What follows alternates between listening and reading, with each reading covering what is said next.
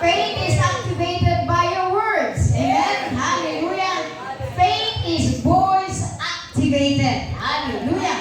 So, pag sinabi mo God conscious, then you can experience the power, the ability, the grace of God, the favor of God in your life. Amen po ba? So sabihin mo sa katabi mo, from now on, maging God conscious ka. Amen? Sisilyohan natin yan ngayon. Amen. Hallelujah. So hindi na po ako magpapaligoy-ligoy, but I praise God for this opportunity. I pray, let's put our hands on our right ears. Hallelujah. Father God, I thank you, Lord, for this time you have given us to be together. It's not an accident. It is an appointed time. Let my ears, my spiritual ears, and my heart, and my eyes be sensitive to your word. Sabi ng Espiritu, those who has an ear, let him hear what the Spirit is saying. So maraming salamat po, Lord. Hallelujah. It's not by might, nor by power, but by your Spirit I receive your word. In Jesus' name, everybody says, Amen and Amen. Hallelujah. Palakpakan po natin si Lord. Amen. This verse is not new to us, but I just want to encourage you. Ang Diyos ng Pilipinas ay Diyos din po ng New York at ng buong mundo. Amen? Hallelujah. When Jesus said, in this world, you will have troubles, you will have frustrations, you will have trials and testing. Makikita po natin yan sa John 16:33. Sabi ni Lord, in this world, you will have misery, you will have frustration, testing, and trials, tribulation. But it did not stop there. Sabi ni Lord, but be of good cheer. Amen? For I have overcome the world. And I have weakened it or dissolved its power to harm you. That is in the version, maybe amplified. So, tayo magalak. Amen? Ang testing and trials ng New York, ng mga pinagbabata namin, tama ba yung Tagalog ko? Ay the same din dito sa Pilipinas. At kung dollar yan, dollar din po ang aming expenses. Are you there? Kung dito ay peso, peso rin ang testingan, ang bayaran. Doon, dollar din. Kaya alam mo, mabuti at you are blessed when you have the Lord. Amen? Hindi ka nag-iisa. Hallelujah. Palagyan natin si Lord. So let's go to Corinthians, 2 Corinthians, chapter 5:17. 2 Corinthians. Hallelujah. Alam na po natin ito. Sino po nakakalam ito? Taas natin ang ating kamay. Hallelujah. Who knows this verse? Sabi po sa 2 Corinthians chapter 5 verse 17. Nailalagay ba yung kapatid sa ano? Praise God. Hallelujah. Sa maganda po may Tagalog din, kasi sa akin English. Pasensya na po kayo. I am trying to remember my Tagalog at the same time my Bicol dialect. Pero napakabuti ng Panginoon. Hallelujah. Sabi po doon, therefore, if anyone, can we read this all together? Faith comes. Sabihin mo nga, sasabihin mo, faith comes. Faith comes. Faith comes. Faith comes. From hearing and hearing the word of God. Nasa Romans 10:17 po yun. Sasabihin mo, Panginoon, kapatid, panalangin mo ng marami ako, lumaki ang aking pananampalataya. Hindi po nakukuha at lumalaki ang ating pananampalataya sa panalangin. Sabi ng Biblia, faith comes from hearing and hearing and hearing the word of God. Are you there? Hallelujah. So, ating kasunduan yan at ating tanggapin na hindi po yan salita ni Pastora. That is the word of God. So faith, your faith will increase and enlarge and empowers you. Dahil sabi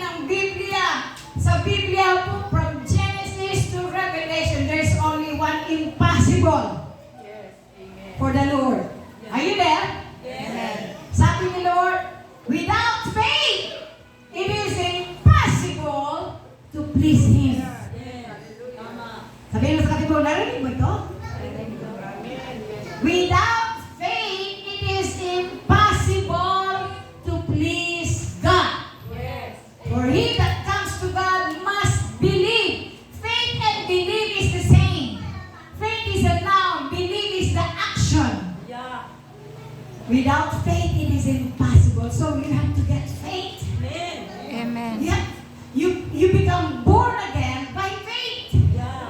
You walk by faith. We walk by faith. And we live by faith. Amen. Lahat ng ating pangangailangan at relasyon sa Panginoon ay by faith. Sabihin mo sa katabi mo, by faith. Pananampalataya. Paniniwala. Hallelujah. Yugin mo ang katabi mo para magising. Hallelujah. So sabi po dito ng Panginoon, therefore, nandiyan pala kay Pastor. Let's read this all together. But without faith, it is impossible to please Him. But if you have faith, then it please God. Hallelujah. When you have faith, God is pleased when you operate by faith. Pananampalataya. Hallelujah. He who comes to God must believe that God is a rewarder. Hallelujah. Gusto niyo ba ng reward? He is a rewarder, or He is a giver. Hallelujah. Of those who diligently, hindi lulubog lilitaw. Are you there? Hindi lulubog lilitaw. Diligent, consistent. Kung tayo kumakain 3 times a day or 5 times or 7 times a day, pakainin po natin ang ating spiritu. Diligently. He who comes and believe that He is and that He is a rewarder of those who diligently seek Him. Sabihin mo sa kapatid mong matatangguan mo ang Diyos kung ikaw ay masipag na maghanap ng Kanyang presensya. Amen? Amen po ba? Hallelujah. And so let's go to my verse. Hallelujah. The verse is in 2 Corinthians. I just want to encourage you in the Lord. And this is my heart desire. And I believe that is what God has put in my heart, that I would like to see my brethren, our brethren, to be strong in the Lord, to grow in grace and in the knowledge of the Lord. And God's plan is to conform you in the likeness of Jesus. Are you there? Ang plano ng Diyos Ama, final plan is to make you like Jesus in maturity. Amen. Hallelujah. Amen. Hallelujah. Because you and Jesus is the same. Amen. Hallelujah. So dito po sa 2 Corinthians 5, let me go there. Therefore, if anyone, ito kung sino man, if anyone is in Christ, he is a new creation. Sabihin mo nga, new creation. Bago lilikha. Hallelujah. The old things have passed away. Behold, all things have become new. Hallelujah. Naniniwala po ba tayo nito? Amen. Pero most of the time, when I was growing, I'm still growing in the Lord. When I'm in my young age and I was growing and I'm seeking the Lord, I feel frustrated and despair because I said, how can this be, Lord? Hallelujah. And when you seek the Lord will give you revelation. Amen? Say revelation. Revelation ay pangungusap sa iyo sa power ng Holy Spirit.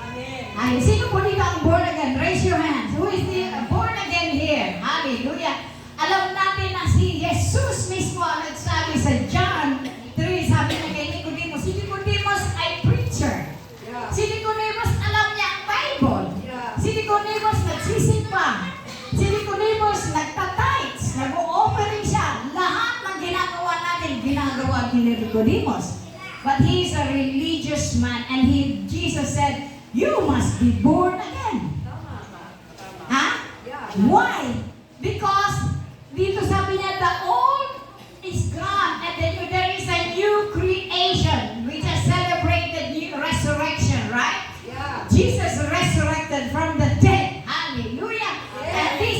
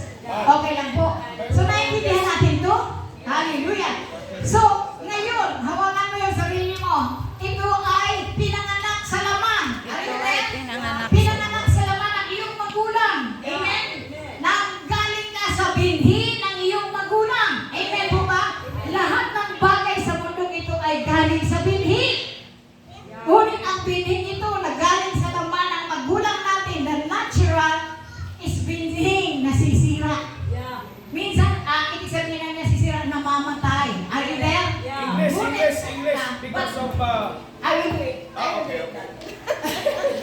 But that, nawala. Okay. Are you there? Hallelujah. But God says, Jesus says, you must be born again, Nicodemus.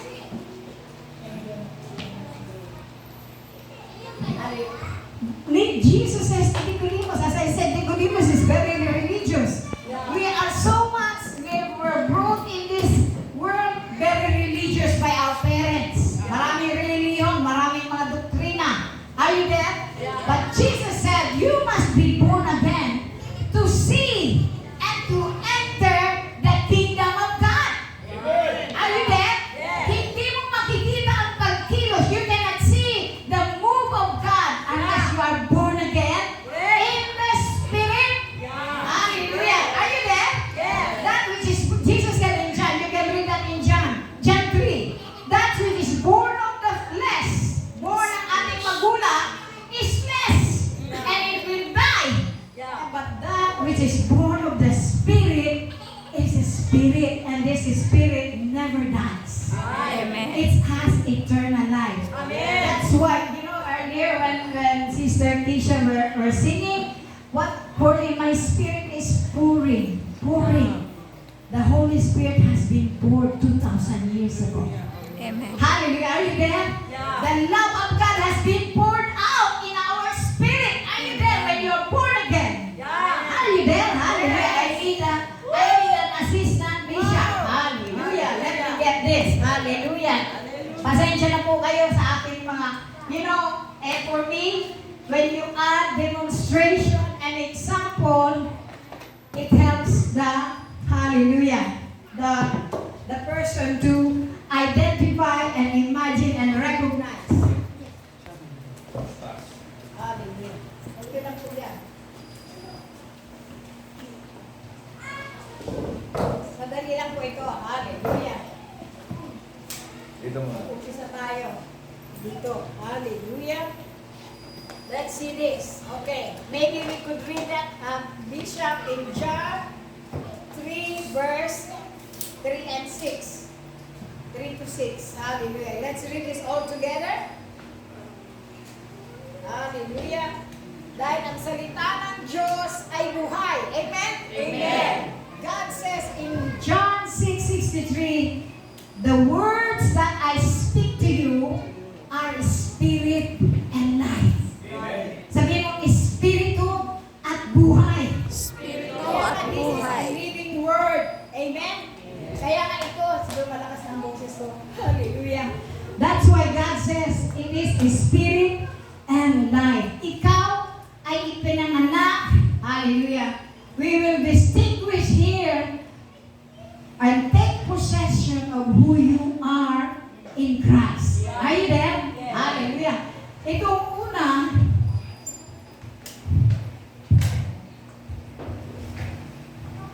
una, ipinanganak tayo sa laman. Are you there? Ipinanganak tayo sa laman at ang ating ninuno ay si Adam. Are you there? Si Adam and Eve. Amen. Ngunit, sabi ni Jesus, you must be born again to see the kingdom of God. And to enter in the kingdom of God and to see the operation of God in our life. You cannot communicate with God through your senses. Sa iyong feelings, sa iyong pag-iisip, sa iyong mga ginagawa. You can only experience God through the Word and by the power of the Holy Spirit. Are you there? Amen. Hallelujah. Ito po, ang distinction yan, medyo mababa ito. Kita natin ito. Hallelujah. Sabi natin, if anyone is in Christ, is already a new creation. This is you in Christ. But before you were born again, you are here in Adam. Are you there? Nakikita niyo po? Si Adam, who sinned, who disobeyed, who follows or were influenced by the devil, died. A soul that sinneth, it shall die. So it leads to sin and it leads to death. Are you there? But in Christ Jesus,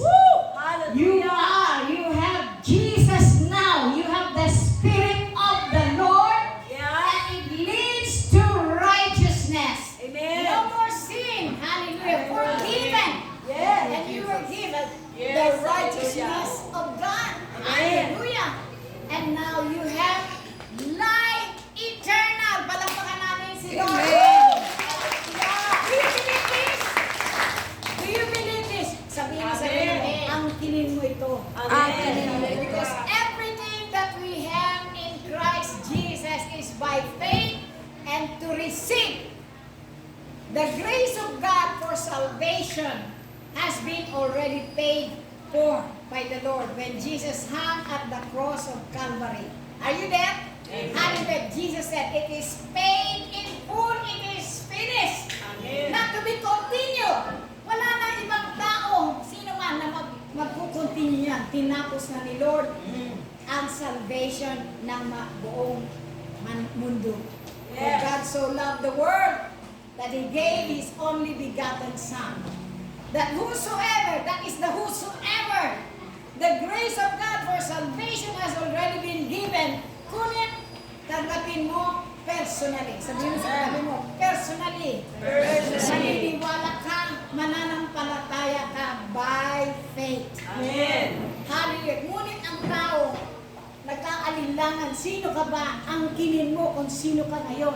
Yeah. Hallelujah. Nandito ka kay Adam o nandito ka sa biyaya ni Kristo. Amen. Hallelujah. It Yes. is yours. Yeah. It is yours. Yes. In Him, you have the curse. Yeah. Talaga. You have the curse because Adam fell and sinned and his spirit were separated from God. Spiritually dead under the influence of the enemy. Yeah. And all the curses is here. Yeah. Are you there? Yes. Ngayon, born again ka na, sasabi mo, may curse yata sa aming pamilya. When you have Jesus, Yes. Jesus came to give you the blessing. Hallelujah. Yes. Galatians 2:20 says, Woo! hallelujah, I've been crucified with Christ. Amen. And Christ, hallelujah, received all the curses. Yeah. I am redeemed from the curse of the Lord. Wala nang sumpa sa ating buhay. Amen. You are in Christ. Are you there? Yes. Sa katabi mo, tinatanggap mo ba ito? Yes. It is a personal, hallelujah. Yes, Lord. It's personal. Bakit hindi ko nakikita? Why? How come I cannot see it? You probably have not accepted it and planted in your heart or in your mind. Are you there? Next, sabi niya dito, all sickness, disease, and sickness is not from the Lord. Yeah. Amen. Who is the author of death? The devil is the author of death. Yes. Saan nakita natin yan? Bishop, can you put on Hebrew chapter 2?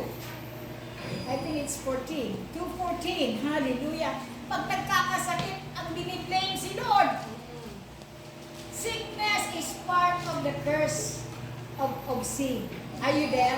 But there are also sickness because of nature, because of our fallen nature, but because also of what we do with our body. Are you there? Amen. Hebrew chapter 2:14, I believe. What is that? Nakalagay doon. Sabi niya, can we read this all together? Inasmuch then as the children have partaken of flesh and blood, Jesus partake of flesh and blood sa iyo at sa akin. He himself likewise shared in the same, that through death he might destroy him who had the power of death, that is the devil. Pag nagkasakit ka, that is already a symptoms of leading to death. Are you there? Yeah. Hallelujah. But Jesus, by His stripe, we are healed. Palakpakan natin ito. The same way you receive your healing. Hallelujah. Hallelujah. God says in Proverbs 4:20, sabi niya doon, the word is health and healing. Amen. Let's go to Proverbs. What does Proverbs say? Let me go to Proverbs 4. I encourage you to read the word. Yeah. Hallelujah. Kahit ilang beses kang patulungan, how many times they lay hands and pray for you, unless you read the word and accept it and plant it in your heart, you will not grow. Yes. You will not mature. Yes. Hallelujah. God desires for you to mature. Yes. Proverbs 4:20. What does it says in here? My son. Hallelujah. My son, attend to my words. Give attention to my words. Incline your ears to my saying. Why? For they are, what is the next verse? Do not let them depart from your eyes. Keep looking to the word. Hallelujah. Keep them in the midst of your heart.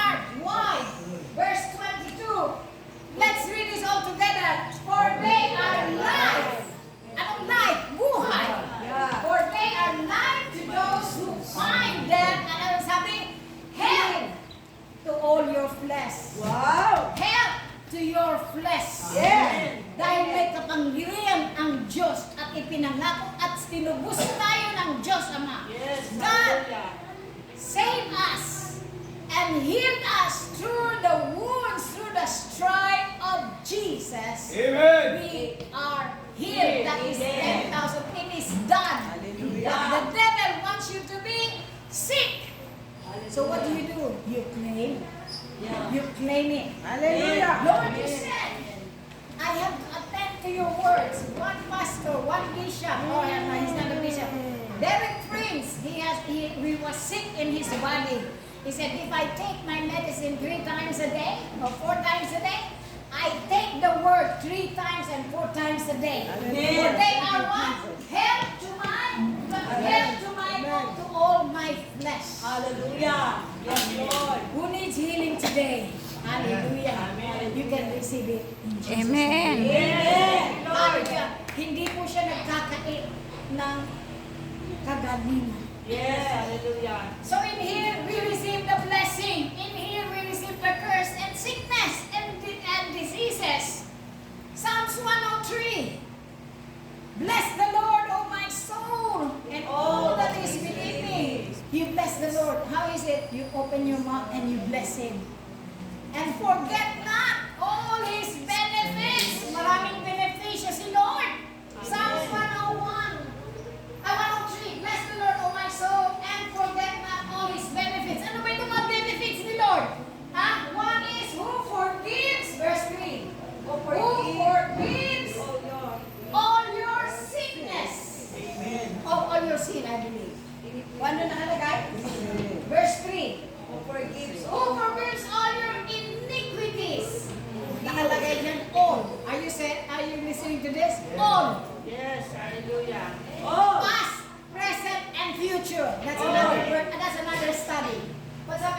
Who forgives all your iniquities? Who heals Yes. all? Hindi isa. Kalahati. All your, come on, sabihin mo, diseases.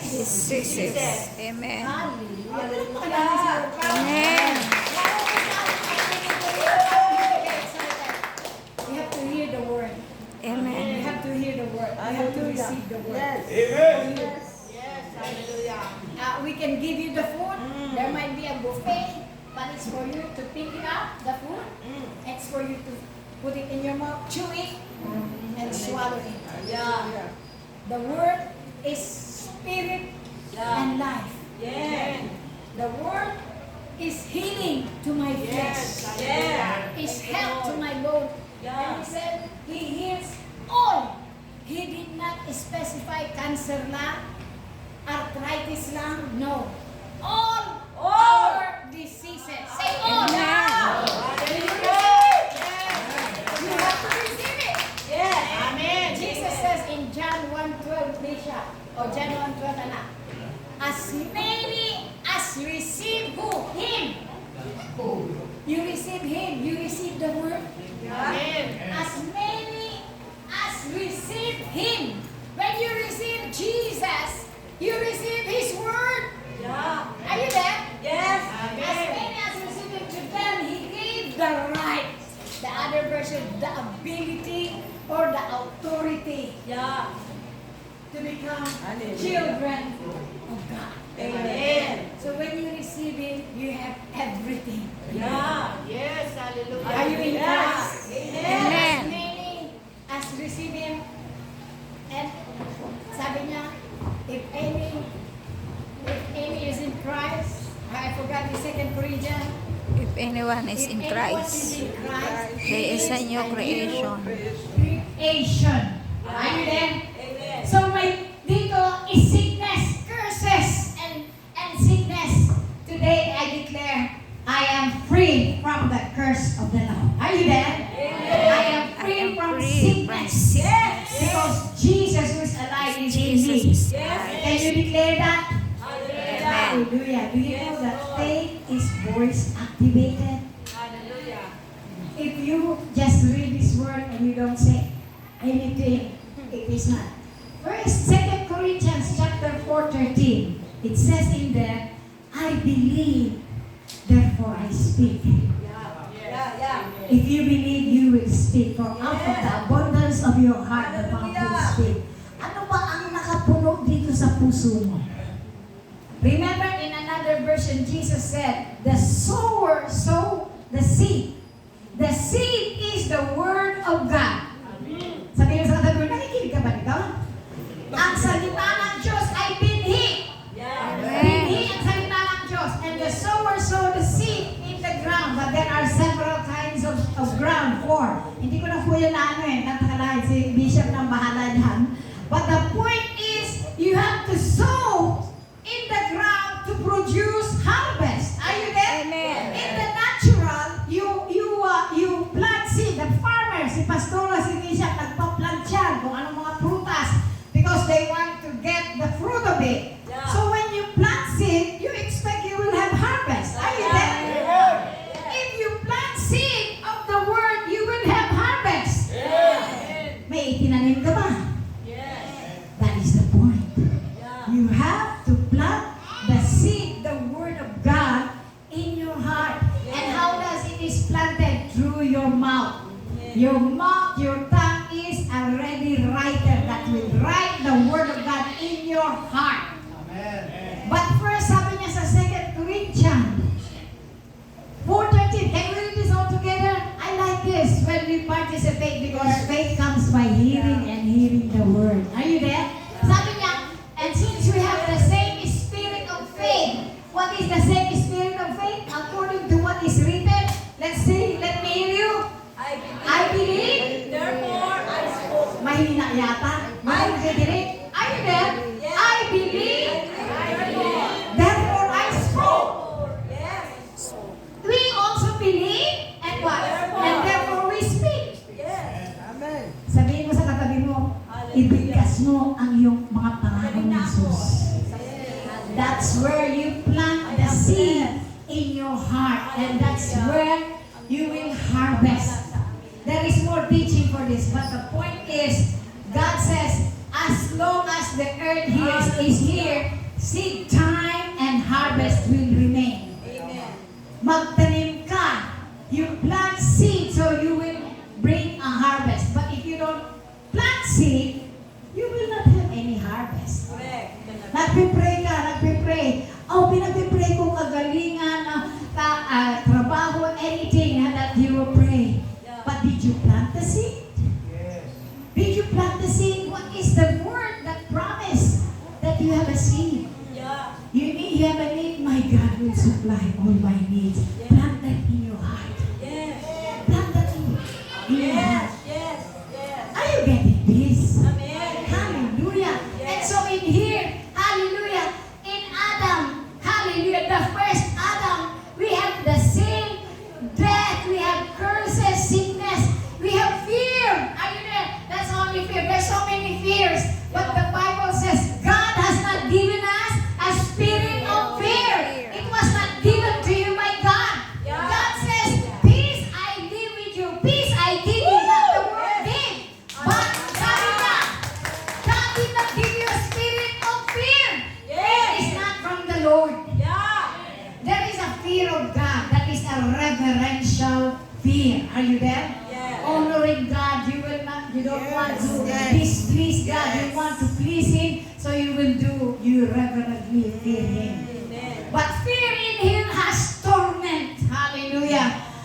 Fear from the enemy has torment. Have you experienced this? There is that continuous anxiety, fear, hallelujah, what's going to happen tomorrow. Recently, we just have this eclipse, you have this earthquake, and so on. You know, I thought, the world, the media will deceive us. Yeah.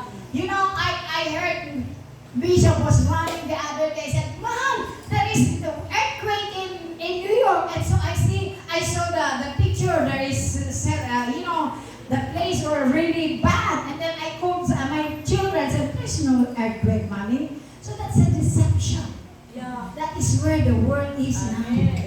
But if you stand on the word, God said, I did not give you a spirit of fear. Yeah. Amen. Hallelujah. Can you receive that? That is Yes. not from the Lord. Yes. When fear set in, God says, hallelujah, fear not. Amen. Fear not. Yes. Receive the word. Amen. The word, you have to stand on the word. Are you getting something? Yeah. Hallelujah. And so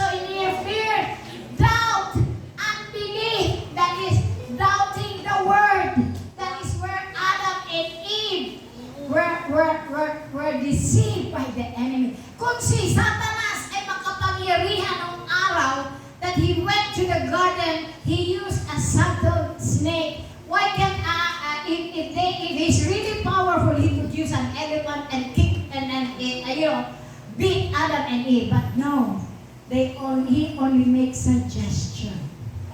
Did God really say this? When you start reading the promises of the Lord, and there is the suggestion, did God really love me? Did God really forgive me? You have to stick to the truth. Yeah. The truth that you know is the one that will set you free. Amen. Hallelujah. That's why I said, there is no earthquake. See, this is now the start of the deceptions of the enemy. It's been going on, even at the garden. Yeah. Did God really love you? Did God really say this?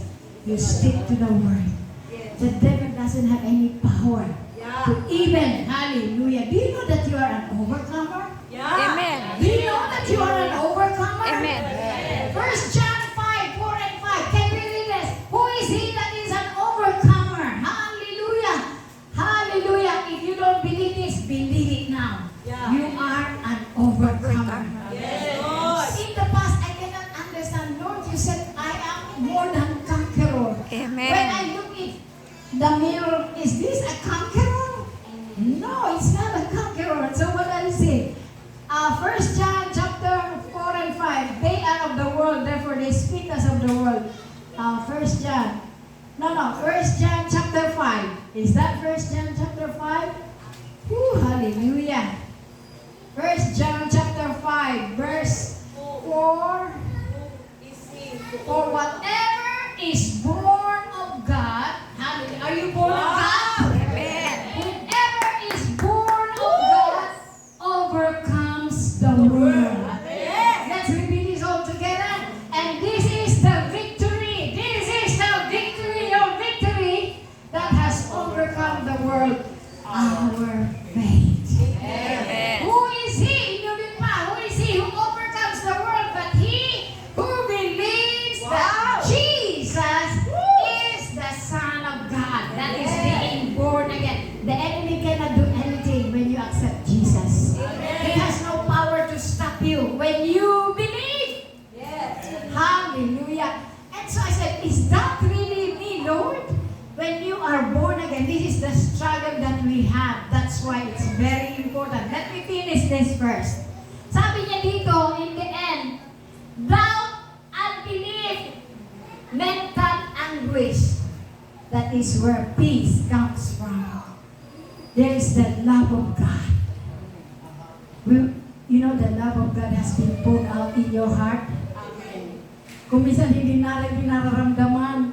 Romans 5:8, di ba yun? Romans 5:8. The love of God has been poured out. Hallelujah. You have faith and you believe, and therefore you have the peace of God.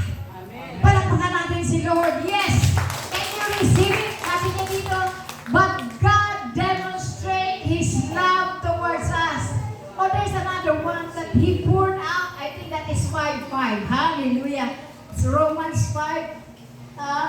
Paborito to ni Disha, but God demonstrate His love. Oh, okay? Now, hope does not disappoint because the love of God has been poured out. Ano yung poured out? Ibinuhos na sa iyo.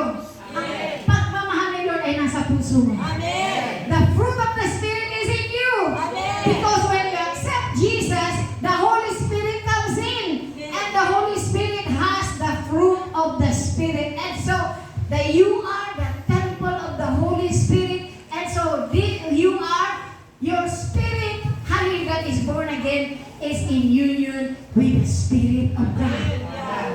1 Corinthians 6:17, I believe. No, basahin na dito lahat.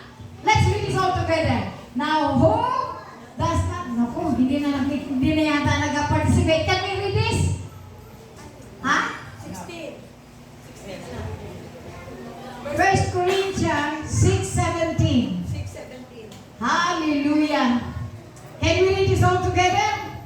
But he who is joined to the Lord is one spirit. The Spirit of God is in you. Yes. So don't pray, Lord, where are you? Lord, samahan mo kami. Lord, you know what? Yeah. The Holy Spirit is within. Yeah. Amen. You don't pray. Hallelujah. Yeah. Lord, come where He is in you. Yes. It Amen. defeats the purpose of praying. Yeah. Hallelujah. God says, because the Holy Spirit is within, Hallelujah. the love of God is within. How do you activate it in your life? Iiwanan ko kayo para hindi nyo makalimutan. Brad.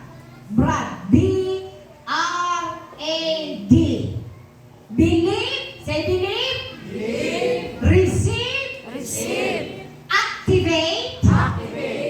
And demonstrate. Do you remember that? Yeah. When you feel discouraged, believe. Only believe. Yeah. Receiving is believing. Yes. Receive. Pag may binigay ako sa iyo, pastora, ito sa iyo, anong gagawin mo? You just have to receive. Yeah. Receive. It's already there. Yeah. The word of God is settled in heaven already. It is settled. Yeah. It can never change. Yes. He's the same yesterday, today. You know, we lose sight of the blessing of the Lord. You are already blessed with all spiritual blessing. Yes. Hallelujah. You don't Hallelujah. have to pray, Lord bless me. You are already blessed. When you say that, Lord bless me, that means you don't believe Him. Yeah. Can we say that?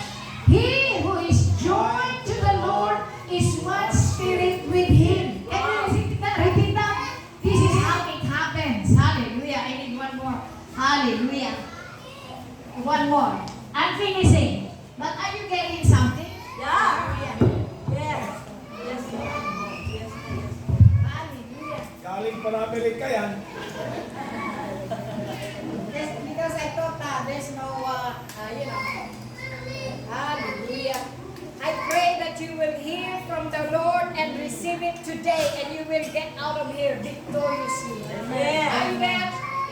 This is how it is. Hallelujah.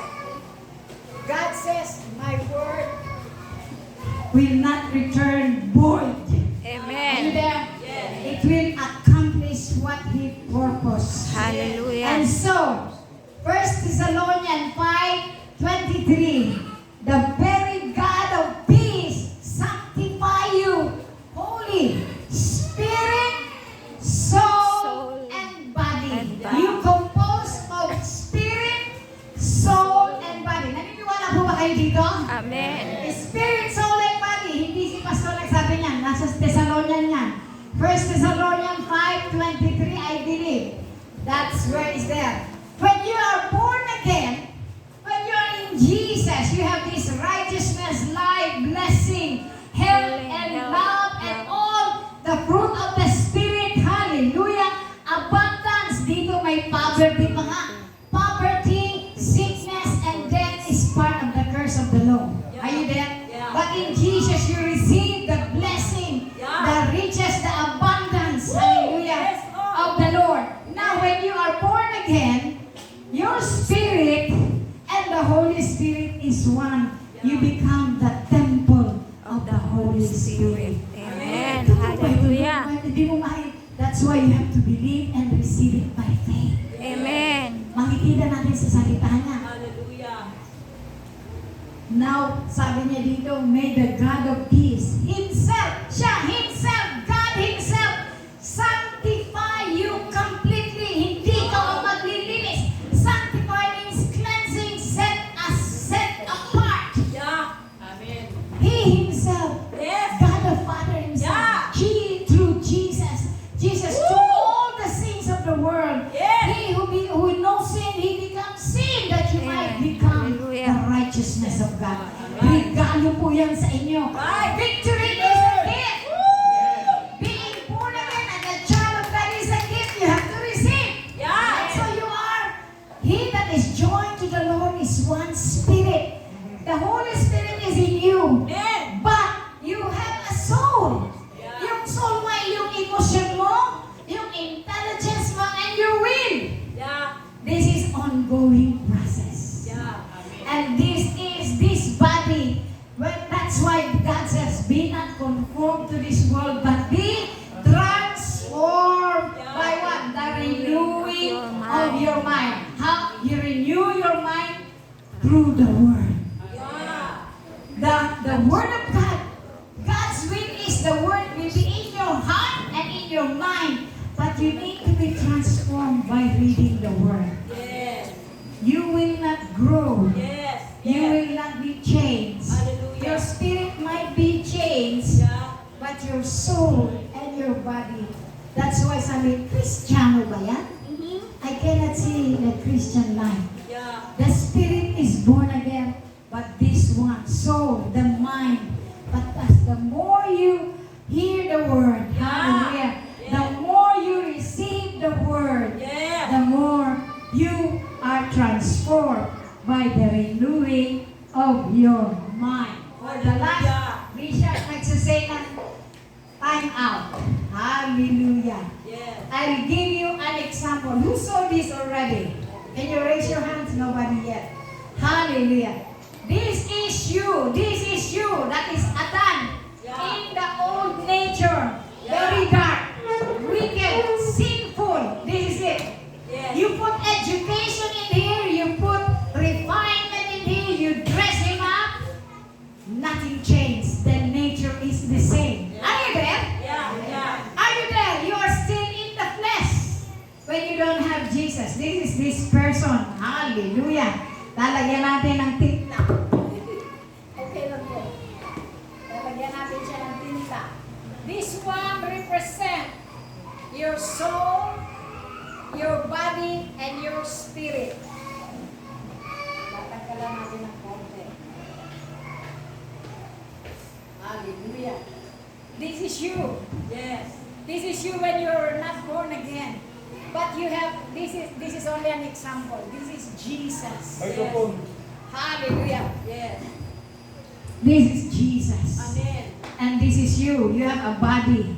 You have your spirit and you have your soul. Yeah. Hallelujah. When you're born again, you receive the Spirit of God. You are cleansed by the blood of Jesus. Amen. The power of God. This is only an example, but God is more powerful. Can you see this? Yes. Hallelujah. Very dark. Yeah.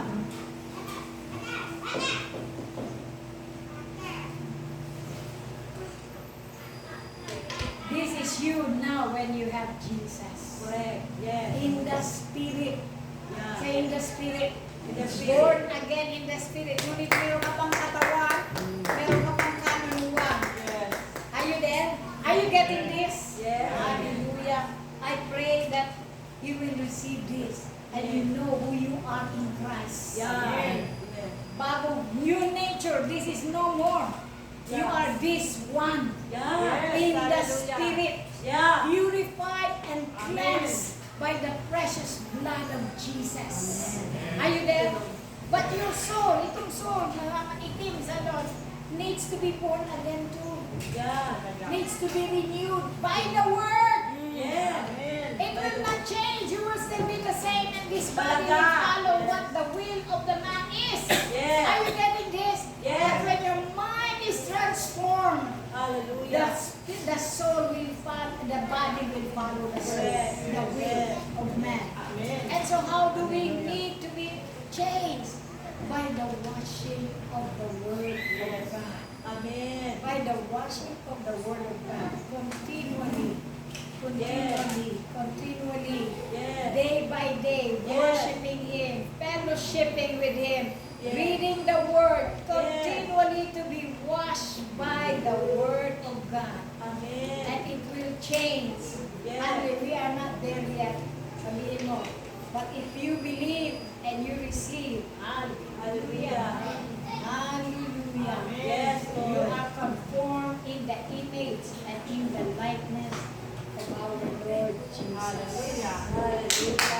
Body, soul, and spirit. That's why you don't recognize them anymore in the flesh. Yeah. When they are born again, they are also struggling to know the Lord. Yeah. You cannot change. Microphone, man. You cannot change unless you receive the Word. Amen. Be continually transformed Yes. by the renewing of your mind. Yeah. And you will become the Spirit that is in you, the fruit of the Spirit will come forth. Yeah. The power of God, the anointing is in you already. Amen. But Hallelujah. because the flesh is there, Yeah. the will is there, it has to conform Yeah. to the will of God Amen. by the power of the Holy Spirit. Amen. Yes. You have the power to change. Amen. I will bless the Lord. It's I will. I will worship. I will bless the Lord. I will pray. It is the I. You know, the I is straight.